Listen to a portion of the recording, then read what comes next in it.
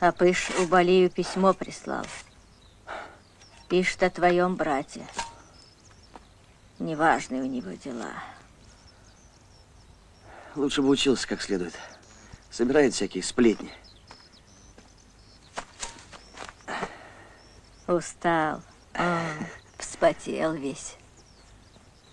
Вытри руки.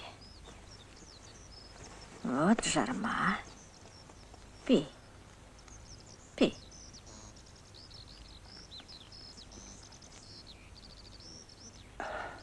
Порежь.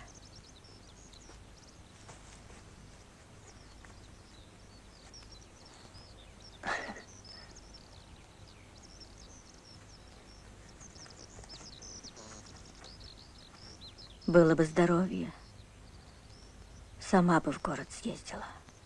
Поезжай к Тимиру. Передай ему.